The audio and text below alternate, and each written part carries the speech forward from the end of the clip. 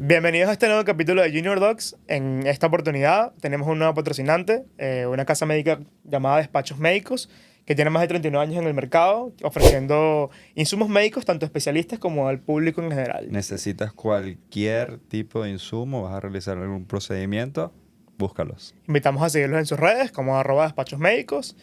Y bueno, ¿qué tal, Hola, Ignacio? ¿cómo estás? ¿Cómo va esta...? Primera grabación en este nuevo espacio. También tenemos un nuevo sitio de grabación. Muchas gracias a nuestros amigos de Pod Studio. De verdad, tienen unas áreas muy buenas. Vengan. ¿Qué tal? ¿Cómo va todo? Bien. En el último episodio comenzamos hablando de nuestra experiencia de rural. Vamos a seguir esa Ahora dinámica. podemos incorporar una nueva experiencia que es la experiencia dando clases en la universidad. Claro, un punto importante de actualización en este podcast es que, aparte de nuestro ejercicio rural, actualmente ambos nos encontramos dando clases. En mi caso, estoy dando clases de bioquímica y de fisiología cardiovascular en la Universidad de Carabobo. Yo estoy dando clases de fisiopatología para el tercer año de medicina de la Facultad de Ciencias de la Salud en la universidad igual.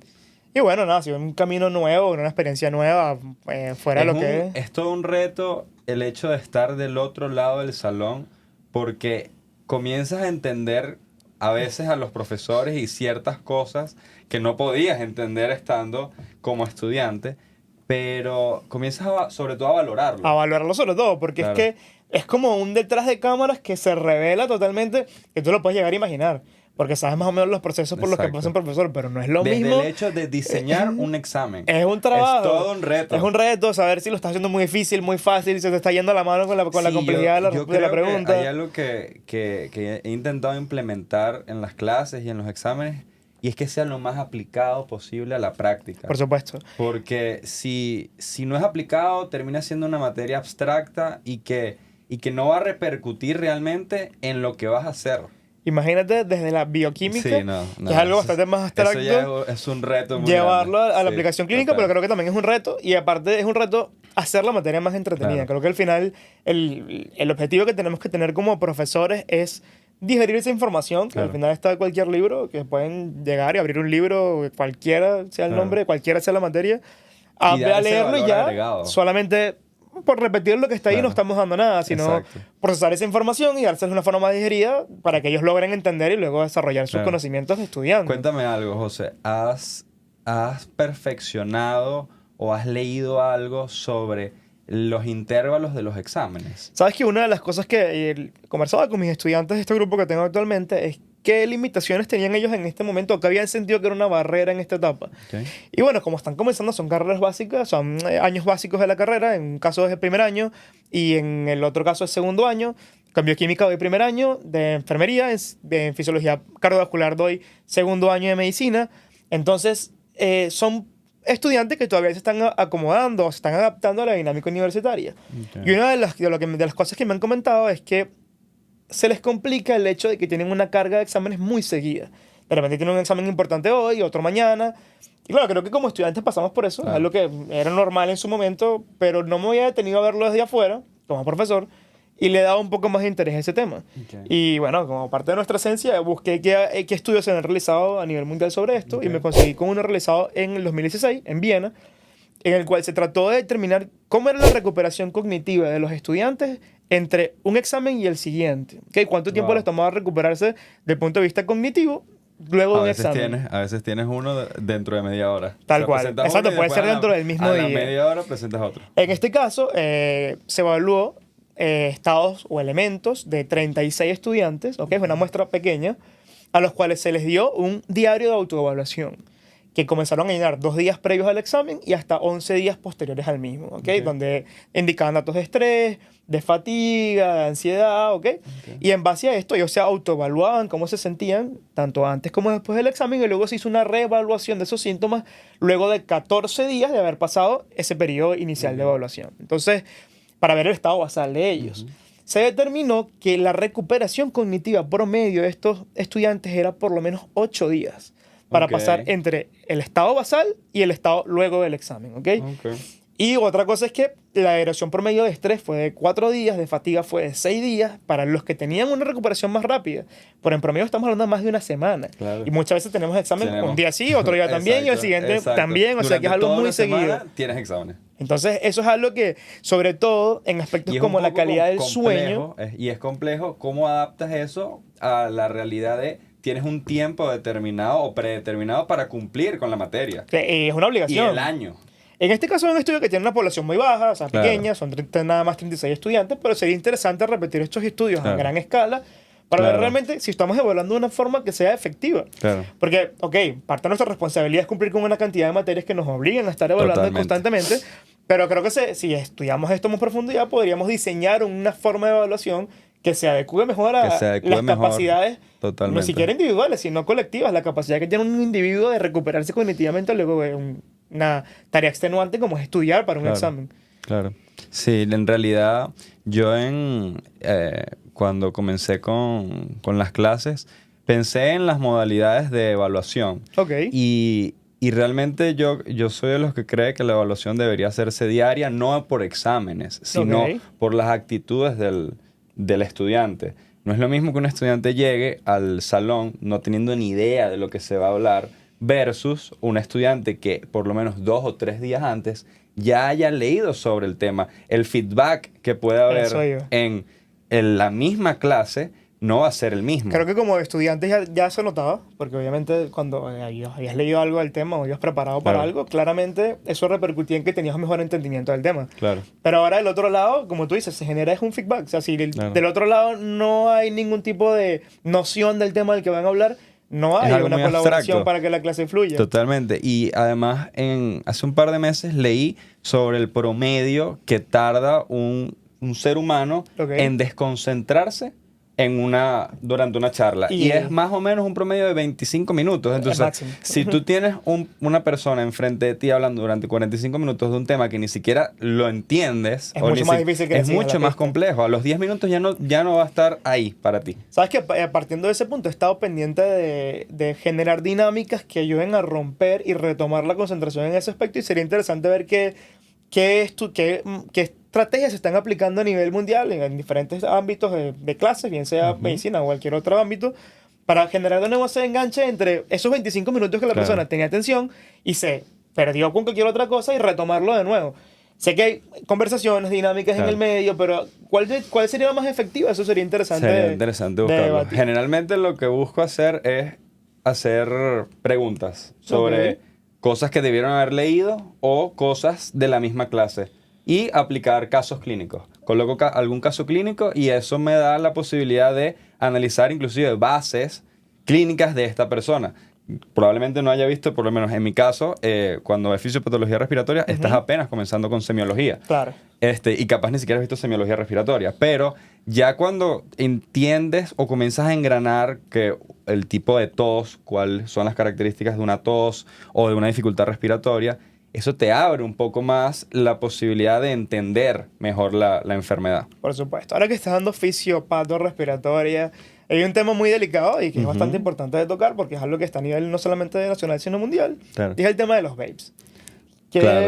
qué experiencia A tienes mí con eso en los estudios? siempre me ha llamado la atención una frase muy, muy común, muy cultural, de no hace tanto daño como el cigarro. Las personas se refieren a los vapes Ok.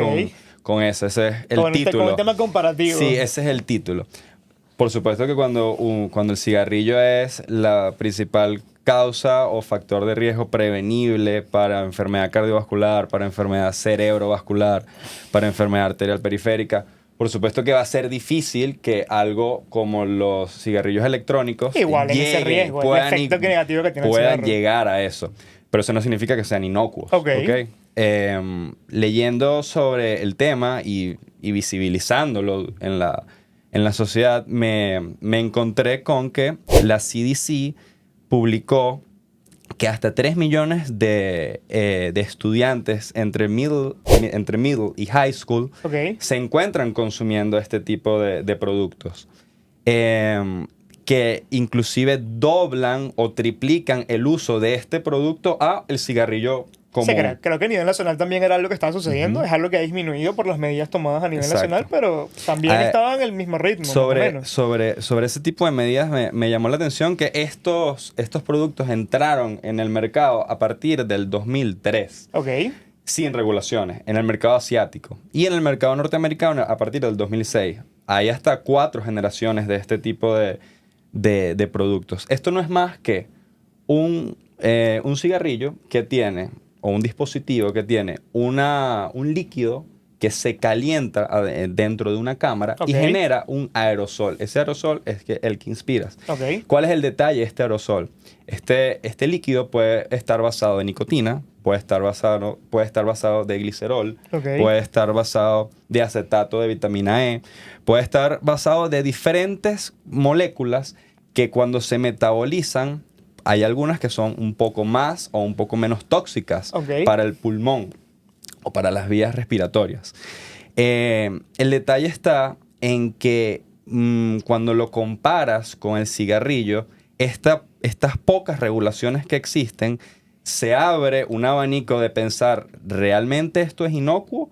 ¿O realmente lo estoy utilizando para qué? Ojo, incluso desde un punto de vista de lo teórico a lo práctico, que realmente sucede. Claro, exacto. Claro. Entonces, uno de los planteamientos que se ha hecho es, ¿realmente los vapes sirven como terapia de reemplazo nicotínico? Y leyendo sobre esto, me encontré que la Asociación Americana del Tórax, ellos describieron en el año 2020 que no tenían suficiente información como para aconsejar que una persona que fumara el cigarrillo lo dejara como con una medida de fumar vape. Como que el vape lo iba a ayudar a esto. No tenían información para aconsejar esto. Un año después, la USPS Task Force también se alineó con estos parámetros y refirieron que no habían estudios que pudieran aconsejar esto. ¿Qué ocurre? Este año, en febrero, el New England publicó un estudio en el que se comparó una persona que tuviera un hábito tabáquico de larga data y fue dividido en un grupo en el que no recibió vapes y otro grupo que recibió terapia de reemplazo nicotínico, además con terapia cognitiva. Y llegaron a la conclusión que el grupo que recibió reemplazo con vapes tuvo una mayor abstinencia a los 6 meses. ¿Qué quiere decir esto? ¿Que sirven? No lo sabemos. Es un estudio preliminar, es un estudio que realmente necesita extenderse, pero sí me llamó la atención de que quizás este tipo de dispositivos, teniendo un poco más de regulación y teniendo unos parámetros o unos estándares, pudieran servir para salir del cigarrillo clásico, pero hay que buscar la forma de que, inclusive saliendo del cigarrillo clásico, no te quedes también con el vape. Claro, porque que sea algo igual como, es gente nociva, algo transitorio, algo... que sea como un bypass, ¿ok? Pero yo creo que en líneas generales tienen que saber, la población en líneas generales tiene que saber de que hasta el 2009 hubo un outbreak de aproximadamente 2.000 personas que sufrieron de lesión pulmonar por cigarrillos electrónicos. Esto es una lesión importante, inclusive se reportaron hasta casi 70 muertes por esto. La única forma de catalogar este tipo de enfermedades es que hayas tenido 3 meses de uso del vape y que hayas descartado otras enfermedades, sobre todo infecciosas. Y bueno, realmente no hay una terapéutica contra esta enfermedad. Lo único que se ha demostrado que tiene algo de utilidad son los esteroides, probablemente porque este tipo de sustancia o este aerosol genera un proceso proinflamatorio. Exacto. Pero en conclusión, hay gente que ha muerto de esto, ¿ok? Entonces, lo importante es no pensar que es inocuo. Claro, no son conclusiones definitivas, son cosas que hay que estudiar más a fondo, porque al final es un producto nuevo y al ser un producto nuevo en el mercado, pues requiere sus estudios y sus regulaciones en pro de esos estudios, pero es no pensar que tampoco es agua. Que no o sea, hace no es nada, agua, o sea, exacto. no es inocuo, no es como que es Claro. algo que solamente está y lo seguimos haciendo y ya. Exacto. Sabes que ahorita que estábamos conversando sobre las clases, hubo una pregunta que les hice a mis estudiantes en el último Ok. examen sobre el daño cerebral o tisular Ujú. en la reperfusión cuando utilizamos oxigenoterapia. Ok.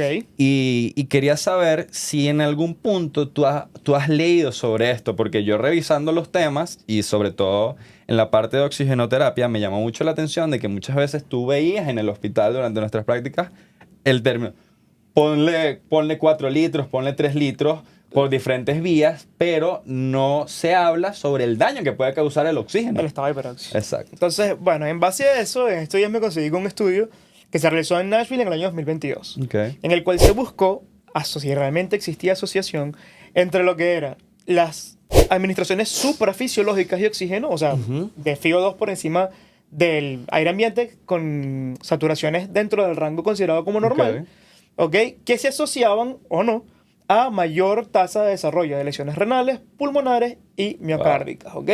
En base a esto se hizo un estudio retrospectivo que incluyó más de 42 centros en Estados Unidos, Ok. en el cual se incluyeron más de 350.000 pacientes, ¿ok? Pacientes que eran intervenidos quirúrgicamente con intervenciones en más de 120 minutos, que además recibieron anestesia general. Ok. ¿A qué se referían ellos con unos aportes de oxígeno suprafisiológicos?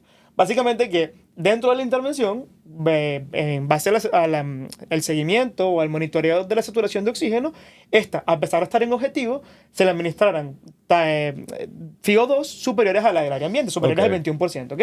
Entonces, en esos casos se consideraba como que era una dosis suprafisiológica. Se excluyó aquellos casos en que la saturación estaba más baja de los valores normales, ellos usaban como parámetro 92%, Ok. y en las que sí se subió la FiO2 como un mecanismo compensatorio para evitar esos estados Esto es de hipóxicos. hipoxia. Bueno, básicamente ellos realizaron este estudio y se determinó que aquellos pacientes que durante la intervención quirúrgica tenían una administración suprafisiológica de oxígeno se relacionaban con un mayor riesgo de lesión miocárdica, un mayor riesgo de lesión pulmonar y un mayor riesgo de lesión pulmonar. Entonces, en estos tres parámetros tenemos una evidencia, digamos, inicialmente, de que puede estar relacionado y Claro. que muchas veces estas tasas de FiO2 o estas tasas de oxígeno suprafisiológico están sustentadas en el hecho de que puede haber ciertas complicaciones y que momentáneamente el paciente puede bajar su saturación Claro. y que por ende es una medida, digamos, de control en caso de que esas cosas sucedan. Pero es importante. no es inocuo. No es inocuo, exacto. La Claro. idea es, ¿realmente el oxígeno es inocuo? O sea, ¿realmente esa Claro. terapia de oxigenoterapia que supuesto que estamos no. dando es necesaria? Por supuesto que Estamos no. buscando un fin. ¿Ok? Esto es algo que tiene que, a pesar de que es un estudio grande, tiene 350.000 personas incluidas en el estudio, es un estudio que dentro de todo es limitado porque Claro. es pequeño. Incluye solamente un solo país, determinadas intervenciones quirúrgicas, ¿ok? Sin embargo, es un estudio que nos abre la puerta a que investiguemos si este efecto se está produciendo realmente. Claro. Ver si esto se cumple en estudios más grandes. Claro. Y bueno, confirmar su teoría. Sería interesante además este tipo de estudios. Obviamente, estamos hablando del resultado de un estudio. No es el resultado de la práctica o de la experiencia ni tuya ni mía en Claro. este caso. Sería interesante conversar esto con algún anestesiólogo, que son los Claro. que generalmente están en este ambiente, o con... A ver, ¿qué opinan? o Sobre con- todo porque entendiendo la fisiología del oxígeno, simplemente sabes que va a producir vasoconstricción. Exacto. Entonces, si ya estás en ese proceso o tienes alguna patología, puedes agravar el cuadro. Claro. Y otra cosa o sea, conversando sobre eso, desde hace ya un tiempo en pacientes que se presentan con un síndrome coronario agudo, anteriormente era prácticamente una práctica. Claro, sin necesidad de saber cómo estaba el Infarto estado. o sospecha de infarto, oxígeno. Oxígeno. Y realmente lo que se demostró es que eso puede producir vasoconstricción en las coronarias. Claro, esto básicamente lo que nos dice es que, cónchale, debemos estar pendientes de ver si realmente nuestros objetivos de oxigenoterapia se están cumpliendo. Exacto. Porque yo creo que la mayor parte de las guías lo dicen. O Exacto. sea, si el oxigenoterapia está indicada, sí tenemos tal criterio de por Exacto. debajo de tal saturación, dependiendo de la patología que estemos hablando. Pero creo que es un poco de estar pendientes, como con todo, de estar evaluando si nuestra práctica No clínica asumir es de que forma... se debe hacer porque sí. Exactamente, sino por qué y cómo está funcionando. Y otra cosa muy importante es que esto es un estudio quirúrgico, Exacto. pero que podemos trasladar estos efectos A de algo médico. de dosis suprafisiológica a ambientes de nuestro día a día, Claro. de nuestras patologías del día a día. Claro. Una de las partes que conversábamos, que no pueden faltar ahora en los capítulos del podcast, son las interacciones Con los comentarios en las diferentes redes. Aquí les vamos a dejar Por acá vamos a uno uno de los ejemplos. Algunos, pues quizás ponemos más de uno. Sí, porque son varios. Pero uno de los ejemplos que nos llevó a conversar un poco sobre el ego en la medicina y cómo puede llegar a ser tan dañino, porque lo único que evita o lo único que aleja es del bienestar al paciente. Claro. A unas mejores terapias, a una mejor resolución del caso.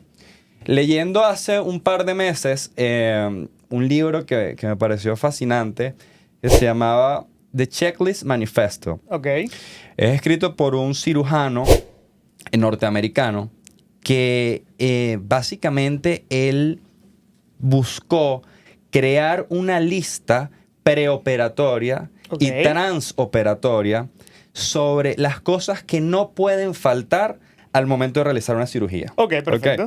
El reto que él describe, que fue poder llegar a estos cirujanos para mostrar su idea de que una lista pudiera disminuir la mortalidad. Él lo describe como que fue algo muy profundo, sobre todo porque cuando analizas qué quiso hacer, lo quiso hacer en 8 países. Ok, diferentes culturas. Con diferentes totalmente. Iba desde Canadá, Estados Unidos, la India, Gran Bretaña y países un poco menos industrializados. Okay. Y se consiguió con algunos que tenían mayor receptividad a este cambio o esta idea que otros. Parte de este proceso, de esa intención o que la negación a desarrollar esas prácticas es que tienes que reconocer como médico que hay cosas que te estaba saltando, que quizás eran beneficiosas para el paciente. Exacto. Y creo que de ahí viene la parte de decir, sin ego, quizás podemos mejorarlo. Puedo mejorarlo. Claro. O sea, lo he estado haciendo por mucho tiempo, me ha funcionado, pero quizás esto que me pasó lo pude haber evitado con este paso que me estoy Y la única forma es con medicina basada en evidencia. Por supuesto. Cuando él decide instaurar estas listas, a los pocos meses, el New England publica los resultados y se dieron cuenta que la morbilidad y la mortalidad al utilizar las listas disminuyó. Y era una práctica tan sencilla como hacer una lista antes comenzar la cirugía y después de terminar la cirugía. Protocolizar. Cosas tan sencillas como saber el nombre y las funciones del equipo. Ok, perfecto. Cosas tan simples como saber si realmente se le administró el antibiótico antes de iniciar o antes de realizar la incisión al paciente. Que es algo que está sobreentendido, pero que si lo tienes en tu sistema como que algo que tienes que ir paso a paso haciendo un checklist, obviamente es algo que no se te va a saltar. Exactamente. Disminuye la cantidad de desinformación que tienes en el momento de realización. Y en cualquier procedimiento, claro, esto está aplicado al ámbito quirúrgico, pero en cualquier procedimiento, si tú cumples una serie de pasos, ya pegué estos laboratorios, ya voy a poder ir a aquellos. Te sistematizas. Es trabajar un poco más, claro, con la parte humana, quitando todo el contexto de que somos médicos y por eso es una parte humana, de trabajar un poquito más como una máquina. Exacto. En el sentido de evitar o disminuir la probabilidad de errores sistematizando nuestro trabajo. Claro. Y bueno, creo que al final la reflexión es saber de que siempre hay capacidad de mejora, siempre el equipo multidisciplinario y dejar de pensar en el yo y más en el paciente. Claro. Y saber de que la medicina está en constante evolución y que encontrar el punto de puedo hacerlo mejor porque al final es un ser humano lo que está a mi servicio. En este caso, pues específicamente con el tema de los comentarios, lo que queríamos un poco comentar y que habíamos conversado estos días también es que el ego dentro de la medicina no puede limitar una práctica que es positiva para el paciente. Exacto. O sea, claro que nuestra experiencia es poca, no vamos a decir que es demasiada porque estamos como médicos generales, pero creo que eso no escapa de la lógica, saber que si un beneficio para el paciente afecta a tu ego no puede ganarle ese beneficio. Tu ego es el problema, no es el paciente. No es el paciente, no es el protocolo, no es el cambio. Tu ego no puede limitar el beneficio, tu ego no puede limitar ese nuevo protocolo. Por decir, yo tengo la capacidad yo puedo hacer esto. Si existe una forma de hacerlo mejor que disminuya los riesgos del paciente y le genera un beneficio, ¿por qué no implementarlo? Solamente por decir, yo puedo hacerlo. No. no nos parece Es correcto. ser muy yoísta de tu parte. Entonces, claro, obviamente este tipo de cosas hay que protocolizarlas en Claro. todo nuestro ejercicio y entender que esto es una conversación que tiene que abrirse. O sea, Claro, totalmente. el ego existe, nos afecta.